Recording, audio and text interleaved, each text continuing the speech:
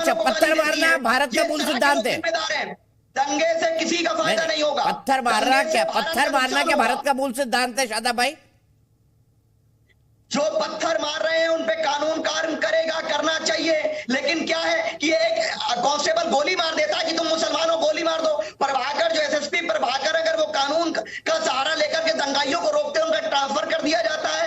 और आप लिख लीजिए, वीएचपी बजरंग दल के लोग शामिल निकलेंगे इस फसाद में, और बीजेपी और कांग्रेस दोनों मिलकर मुसलमानों को बलि का बकरा बना रही है। शादाब भाई, मैं मानता हूं हिंदू भी नुकसान होता है, मुसलमान का भी नुकसान होता है, लेकिन पत्थर बड़े इजीली अवेलेबल हो जाते हैं, ये मैं नहीं समझ पाता हूं। कोई भी हिंदू शोभा यात्रा होती है तो पत्थर आ जाते हैं, ट्रक भर के आ जाते हैं, छतों पर आ जाते हैं। छतों पर पत्थर कौन रखता है? दिल्ली दंगों में भी देखा था मैंने, तो ताहिर हुसैन बुलेट से मार रहा था।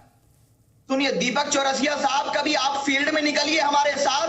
हर घर की छत पर आपको, चाहे हिंदू का घर हो, मुसलमान का, सिख का, 90% हर घर पे आपको ईंट पत्थर मिलेगा, क्योंकि बचा हुआ कचरा ऊपर जमा किया जाता है। उसको दंगे से जोड़ देना। आपके पास तो ड्रोन कैमरा है ना, ड्रोन कैमरा से ऑब्जर्व करिए ना, इंटेलिजेंस सारी चीजें हैं, सैटेलाइट है। आप क्यों घबरा रहे हैं? इस्तेमाल करिए, एविडेंस की इस्तेमाल करिए। बलि का बकरा मत बनाइए किसी को। किसी मजहब को गाली देने से भारत प्रगति नहीं करेगा।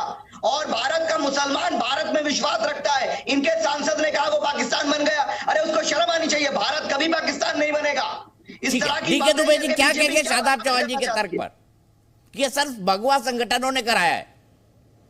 देखिए, पूरी चर्चा में प्रशासन दोषी है, सरकार दोषी है, सरकार ने ऐसा कर दिया, मोनू मनेसर ने स्टेटमेंट दे दिया, लेकिन हम में से कोई ये कहने को तैयार नहीं है कि ये पैटर्न किसने अपनाया, इसकी तैयारियां किसने की, क्यों की, कौन लोग पीछे से हैं। अच्छा, मुझे एक बात बता दीजिए कि भारत में 140 करोड़ लोग रहते हैं, कितने कॉप्स हैं, कितना प्रशासन है? क्या 140 करोड़ को प्रशासन रोक सकता है? ध्यान देने की ये बात है कि पीछे से ये पैटर्न, ये तैयारियां देना चाहिए। हम चलाएंगे सरकार, हम रोक के दिखाएंगे गुंडों को, हम रोक के दिखाएंगे गुंडों को। सरकार इस्तीफा दे दे। नहीं बोलिए, सुनिए, आप चलाएंगे सरकार, आप चलाने, आपकी औकात है सरकार चलाने की? आप सरकार चलाएंगे, बकवास कर रहे हैं फालतू। अरे तेरी औकात मेरे जूते। अरे शादाब चौहान जी, प्लीज लैंग्वेज, प्लीज, आपसे बड़े हैं, सम्मान करिए उनका। इस तरह की लैंग्वेज नहीं शादाब चौहान जी, आप तो शाब्दिक पत्थर बरसा रहे हैं। ये तो शाब्दिक पत्थर बरसा रहे हैं आप। अरे तेरे दो कौड़ी। रहने दीजिए शादाब चौहान जी, इतनी अच्छी भाषा का इस्तेमाल कर रहे हैं, रहने दीजिए उनको, रहने दीजिए, रहने दीजिए। देखिए तो सवाल ये पैदा होता है कि जब 6 महीने पहले से कोई बात तय है और 6 महीने पहले से तैयारियां चल रही हैं, यात्रा तय है, परमिशन है, तो जितना कोप मिनिमम आवश्यकता पड़ती है उतना कोप दिया जाता है, उतनी फोर्स लगाई जाती है। लेकिन अंदर अंदर जो तैयारियां चल रही हैं या अंदर से ये इकट्ठा हो गए हैं, पत्थर इकट्ठे करना। और देखिए, आप बात इसमें समझिए कि केवल यात्रा पर पत्थर नहीं बरसाए गए, जो आम आदमी वहां से निकल रहा है, जिनके आम जनता है, उस आम जनता को भी उन्होंने मारा है। तो क्या उद्देश्य था? क्या ये अवसर की तलाश थी कि ऐसा अवसर आएगा तो ऐसा किया जाएगा? तो सवाल यहां पर बहुत सारे हैं। अगर पीछे से कोई पॉलिटिकल अथॉरिटी है तो उस पर कार्रवाई निश्चित रूप से होनी चाहिए। प्रशासन की फेलियर है, इसमें कोई शक नहीं है।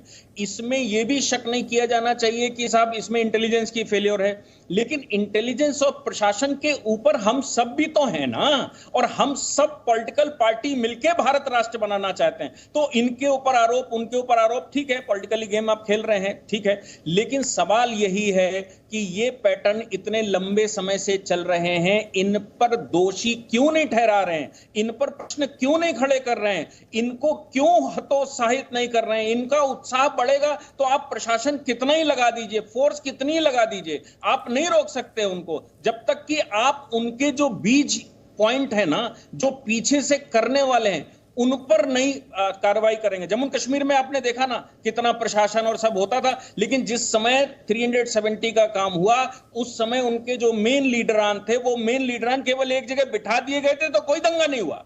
आखिर पीछे से कौन है, ये तो हम सोच ही नहीं पा रहे। हम तो सवाल सरकार पर खड़े करना, हम पॉलिटिकल पार्टी होने के नाते सवाल खड़े करना दायित्व है, राइट भी है, करते हैं। लेकिन भैया आप किसी एक कम्युनिटी को उत्साहित मत करिए, और वो उत्साह उनको अगर हम सीधा सीधा नहीं सवाल खड़े करेंगे तो मुझे लगता है एक राज्य छोड़ दीजिए दूसरे में हो जाएगा। राजस्थान में नहीं होते क्या? आप राजस्थान में दूसरी पार्टी की सरकार है, वहां नहीं होते? जहां जहां पार्टियों की दूसरी पार्टियों की सरकार है वहां नहीं होते क्या? इसका मतलब यह हो गया कि पीछे सॉफ्टवेयर में कहीं समस्या है, और वो सॉफ्टवेयर कहीं से फीडेड है। उसको कैसे सही किया जाए, उस वायरस को कैसे सही किया जाए, अगर उसको नहीं सही किया जाएगा तो समस्याओं का समाधान ऐसे नहीं निकलने वाला, जो मैं सोच पा रहा हूं। ठीक है शिराज जी, मैं आपका 1 मिनट आऊंगा। आलोक भाई, मैंने आपका हाथ भी देख लिया है, लेकिन मुजफ्फर खान साहब सुप्रीम कोर्ट के वकील है, एक वर्जन उनका जानते हैं। मुजफ्फर खान साहब, आपको नहीं लगता एक पैटर्न है इस तरह पत्थर बरसाना, फिर आग लगाना, फिर दुकानें लूटना, फिर गोली चलाना? दीपक जी, मुझे तो इसकी नॉलेज नहीं है पैटर्न है कि नहीं है। मैं उस विषय में बिल्कुल नहीं जाऊंगा। और किसी एक कम्युनिटी को देखो, किसी कम्युनिटी को आप black tar with one brush आप नहीं उसको कर सकते हैं कि भाई सारे उसमें गलत हैं। मैं नहीं कहता किस में गलत है, हो सकता है कुछ लोग गलत भी होंगे, वो दोनों साइड हैं।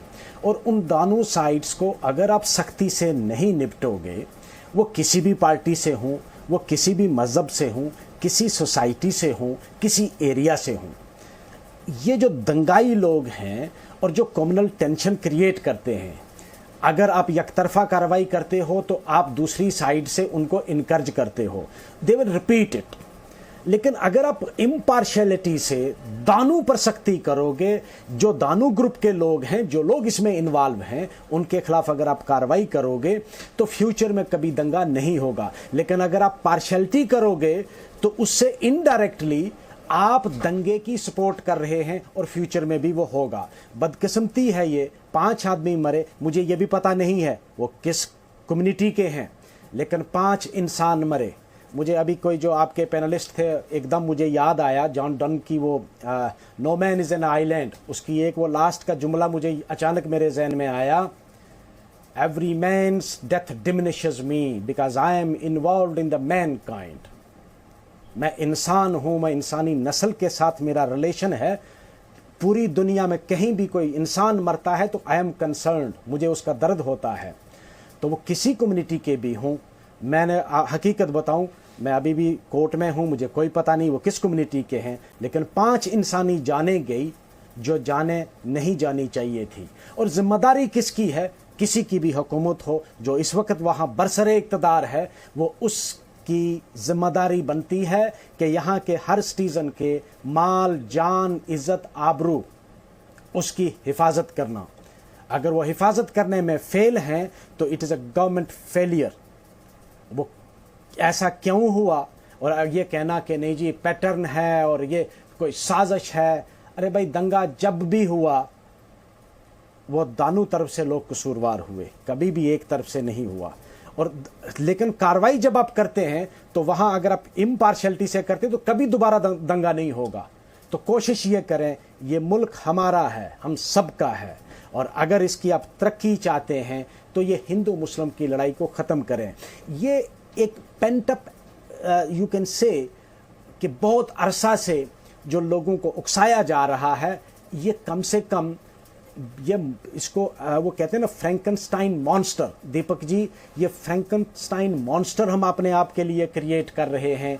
वो जो मॉन्स्टर है वो कल हम ही पर हमला करेगा। आखिर जब भी ये दंगा होगा, ये प्रॉपर्टी डैमेज, ये किसकी प्रॉपर्टी डैमेज हुई? मुल्क की प्रॉपर्टी, इस देश की प्रॉपर्टी, इस देश के शहरियों की प्रॉपर्टी। अरे भाई, एक घर बनाने में पूरी जो फैमिली है वो पूरी एक ज़िंदगी गुजारती है, एक जनरेशन जो है वो घर बनाने में लगाती है, और रातों रात एक दंगा होता है और उस घर की तबाही हो जाती है, फैमिली के मेंबर मर जाते हैं, मकान जल जाते हैं। उसको पूछो जाकर, उसके लिए उसकी सारी दुनिया सुकड़ के रह गई। तो ये चीज़ें जो हैं इस दौर में भी हम सदी के मतलब क्वार्टर ऑफ द सदी समझ लो, हम पहुंच गए हैं 21st सेंचुरी। इस दौर में भी आज भी हम वहीं खड़े हैं जहां 1947 में जो थे हिंदू और मुसलमान, हम आज भी एक दूसरे को ये समझते हैं कि ये दूसरा फॉरेनर है। अरे भाई, यहाँ हिंदू ने भी रहना है, मुसलमान ने भी रहना है, हमारा जीना मरना यही है, इसी धरती में जाना है, इसी धरती पर जिंदा रहना है। ये मुल्क हमारा है और इसकी तामीर और तरक्की होगी, सबको उसका फैज़ मिलेगा। जी न्यूज़।